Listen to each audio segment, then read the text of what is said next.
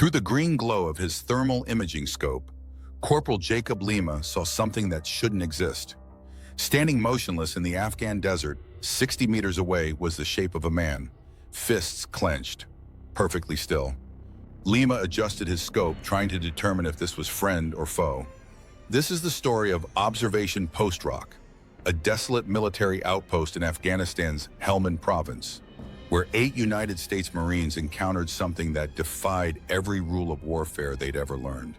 Where the enemy wasn't just the Taliban, where buried beneath the soil lay centuries of the dead, and some of them were not resting peacefully. Afghanistan has earned a grim nickname throughout history, the graveyard of empires. From Alexander the Great to the British Empire, from Soviet forces to NATO troops, every foreign power that entered this unforgiving land paid a heavy price. The deserts and mountains of Afghanistan have witnessed more bloodshed than almost any other place on earth. Helmand Province in Afghanistan's deep south became one of the deadliest battlegrounds during the war in Afghanistan. It was Taliban heartland. More British and American troops died here than anywhere else in the country. The province was also the center of Afghanistan's opium trade, supplying nearly 40% of the world's heroin. This combination of insurgency and illicit trade made Helmand a strategic priority and a death trap.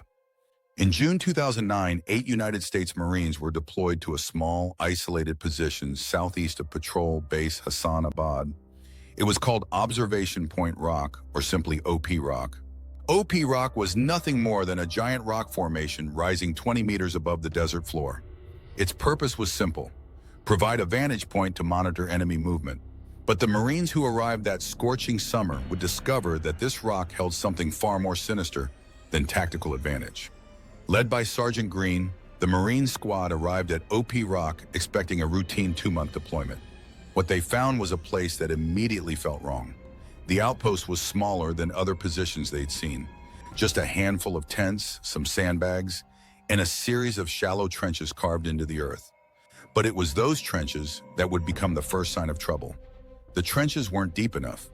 When standing upright, a Marine's head would peer over the edge, making them easy targets for enemy snipers. They'd need to dig deeper, much deeper. But as they dug into the earth beneath OP Rock, they began to uncover something unexpected.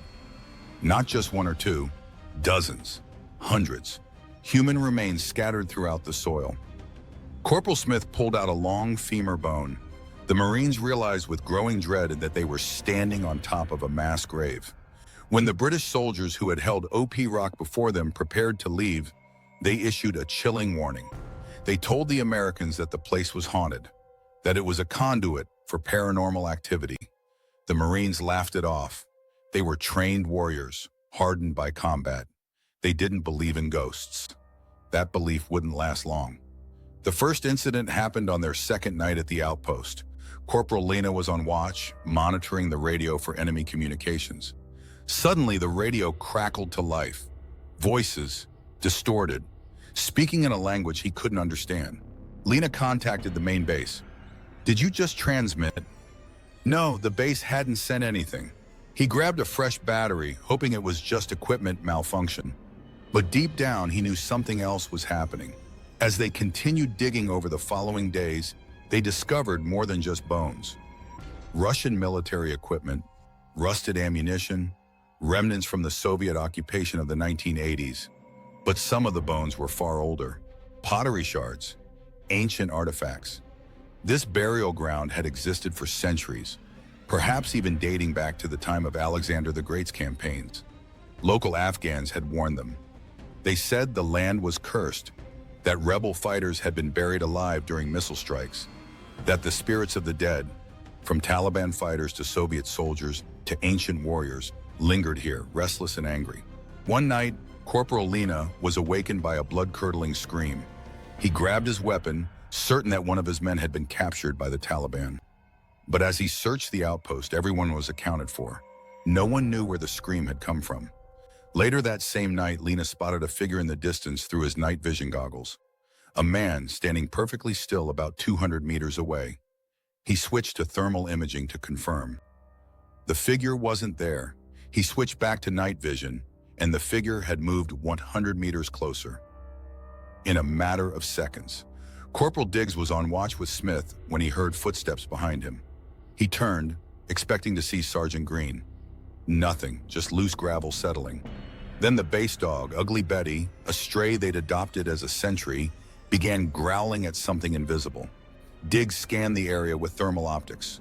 Only heat signatures were the bomb and his fellow Marines, nothing else. Then he felt it. Breath on the back of his neck. Something was standing right behind him. The most terrifying encounter belonged to Corporal Zolik. One evening, Zolik was on watch, beaten down by the oppressive Afghan heat. Suddenly, a cold chill swept over him, in the middle of the desert, in summer. Then he felt breath on his face, and heard a voice, whispering in his ear, in Russian. Above him on the observation post, he heard footsteps, heavy boots on rock. He climbed up, certain someone was playing a prank, but there was no one there. Other Marines reported seeing the same thing, a soldier in an old Soviet uniform, walking the trenches, appearing and disappearing like smoke. The psychological toll was mounting. These were hardened combat veterans. They'd faced enemy fire countless times, but this was different. This was something they couldn't shoot, couldn't fight, couldn't understand. But nothing could have prepared them for what happened on their final night at OP Rock. It began with movement in the razor wire perimeter. Something or someone was caught in the wire. The Marines grabbed their weapons, scanned with thermal imaging. But there was nothing there, just the dumb, Ugly Betty barking frantically in the distance. Wilson, Diggs, and Lena positioned themselves at the perimeter, weapons raised. They waited, watching. And then they saw it, a shadow just outside the wire, moving with impossible speed. At dawn, they searched for evidence. Footprints, blood, anything, but there was nothing. That night, all hell broke loose. Gunfire erupted from every direction. Muzzle flashes lit up the desert. The Marines took defensive positions, returning fire. But something was wrong. They heard the distinct whistle of Soviet-era rocket-propelled grenades. Weapons the Taliban didn't have in that area. The attack was coordinated, overwhelming, coming from multiple angles. And then, as suddenly as it started, it stopped. Complete silence. The Marines checked themselves, not a single casualty, not one injury. They checked the ground for shell casings, for evidence of the firefight. There was nothing. No bullets, no casings, no blast marks. It was as if the entire attack had been a hallucination, but all 8 Marines had experienced it. The next morning, the Marines packed their gear in less than 5 minutes. Their deployment was officially over. They left OP Rock behind without looking back. But OP Rock wasn't finished with them. Of the 8 Marines who served at OP Rock in the summer of 2009, 3 would die in combat in the months and years that followed. Sergeant Green was later disfigured in an IED attack. The survivors described feeling cursed. One Marine wrote online, "My unit's motto was not for self, but for the country. If I knew what I was going to witness there, I would not do it for myself, and I also would not have done it for my country." When the Marines handed over OP Rock to British forces, they warned them, just as the British had warned the Americans. The British soldiers reported the same phenomena. The whispers, the apparitions, the footsteps in empty trenches. In 2001, when the United States withdrew from Afghanistan, the Taliban returned to power. OP Rock fell back into their hands. It stands now as it did centuries ago, a silent monument to the countless dead buried beneath its stones. But OP Rock wasn't an isolated incident. Across Afghanistan and Iraq, American and coalition soldiers reported similar encounters. Apparitions in the desert, voices in languages they didn't understand, creatures that defied explanation.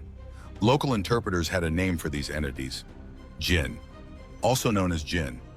In Islamic tradition, jinn are beings created by Allah from smokeless fire, intelligent, powerful, and capable of both good and evil. They inhabit the unseen world and occasionally cross into ours.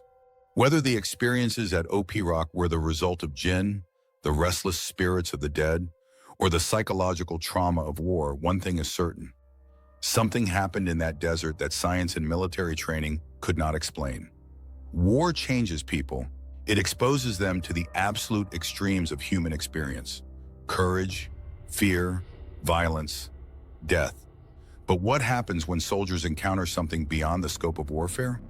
When they face enemies that don't bleed, don't die, and don't follow any rules of engagement? The official military records make no mention of paranormal activity at OP Rock. There are no classified reports about Soviet ghosts or supernatural firefights. On paper, it was just another remote observation post in a long, brutal war. But the men who were there know the truth. They lived it. They carry it with them every day. Throughout history, soldiers have reported encounters with the unexplained. From the trenches of World War I to the jungles of Vietnam, from the deserts of Iraq to the mountains of Afghanistan. These stories are often dismissed, hidden away, or explained as the products of exhausted minds in battlefield stress. But there's a consistency to these accounts, a thread that runs through them, a suggestion that certain places soaked in violence and death, become something more than just geography.